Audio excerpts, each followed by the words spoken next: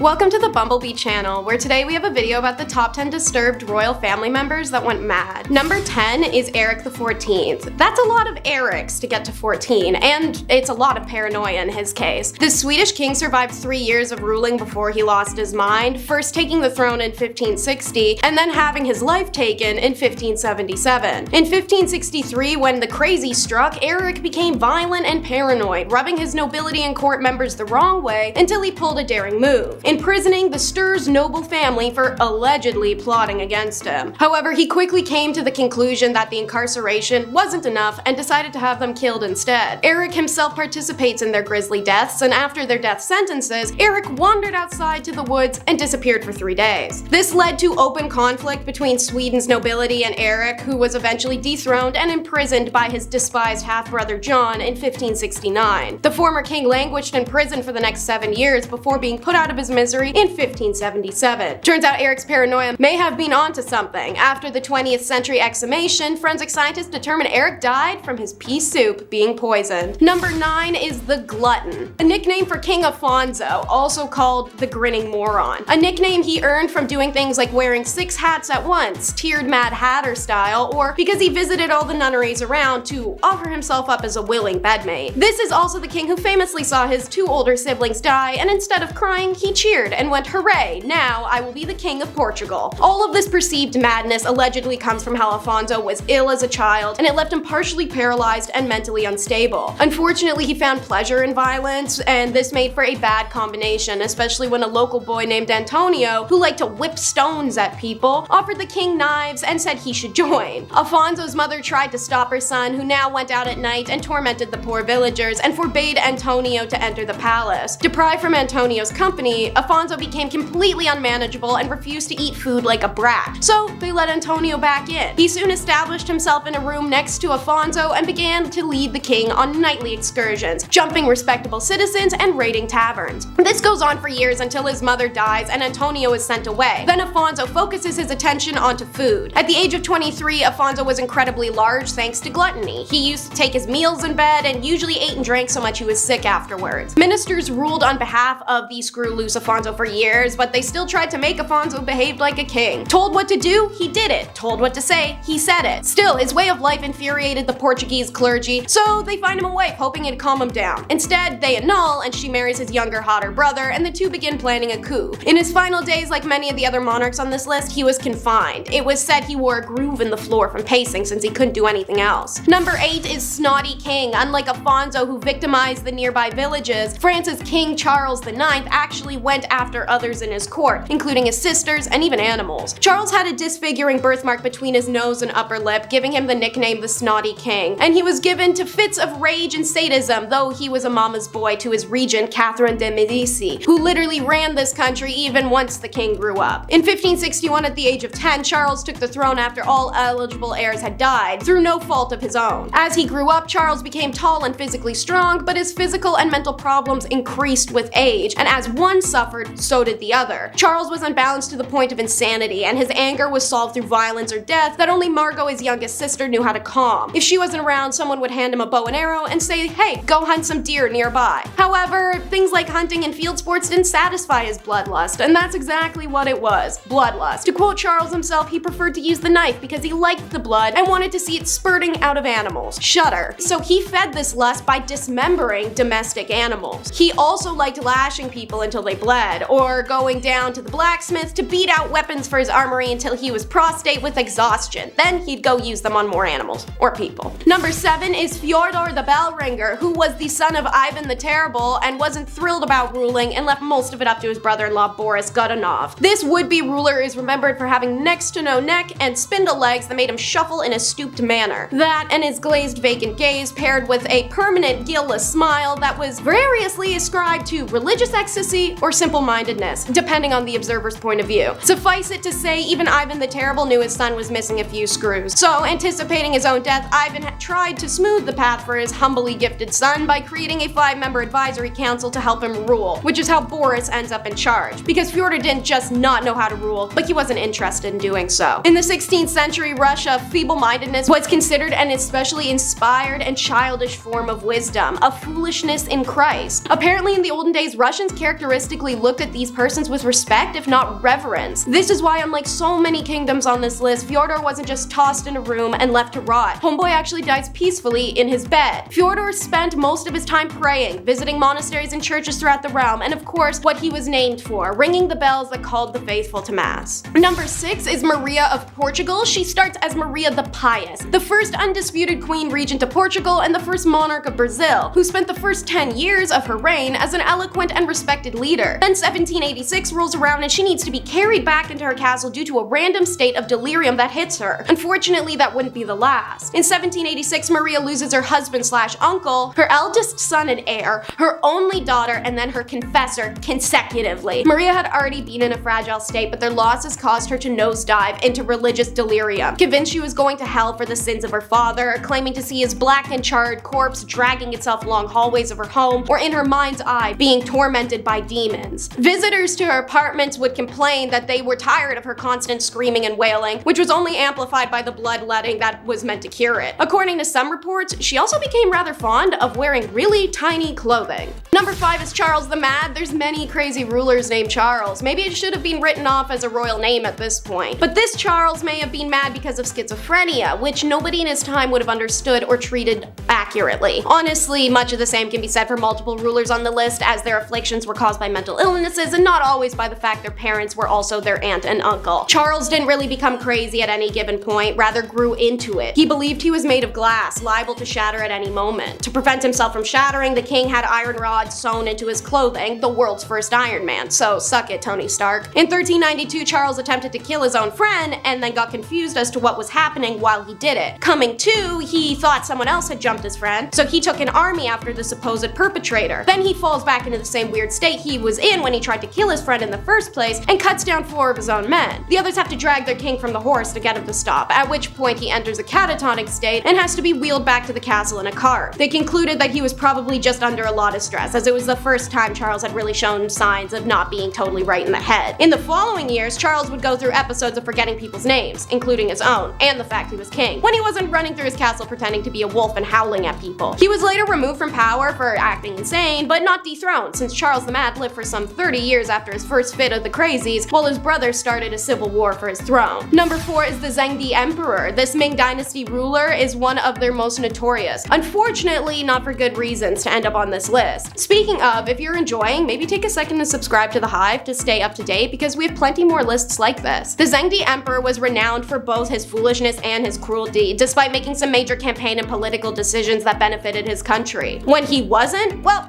the emperor played pretend. He built a whole fake city block on imperial grounds where he would pretend to be a shopkeeper, to the puzzlement of his subjects who were forced to go along with it. Occasionally, he pretended he was an army general despite having no experience or expertise, and went on raiding parties where he'd almost get captured. And he'd make the entirety of the army dress in all silk for some reason while doing this. Weirder still, this emperor invented an alter ego he named Zhu Shu, whom he would order on these said pointless raiding parties, to the exasperation of his government, who had to pretend they weren't just talking to their own emperor in a wig. Ming-era novels such as The Zhengde Emperor roams through Jiangnam cast the emperor as a foolish and gullible man, at one point enjoying a bowl of rice gruel he believes to be made from cooked pearls. Number 3 is Maria Eleonora. Desperate to give her husband an heir, Maria of Sweden had a slew of pregnancy issues that drowned her in postpartum depression and anxiety, on top of the court pressure to even produce a girl at this point, just something as an heir. This was a lot for her mentally, so when she finally did succeed in producing a child, a girl named Christina, she completely lost it. The postpartum was too much for this queen, who screamed that she hated the dark eyes and the hair of this girl, and woed over not having a son, and that God was punishing her. Meanwhile, the girl's father was wearing a big hat, cigar in hand, and grinning ear from ear. Christina had to be kept from her unstable mother, who couldn't be trusted alone with the girl after some sketchy incidents occurred. That changed when her husband, King Gustavus Adolphus, who was happy to have a daughter, was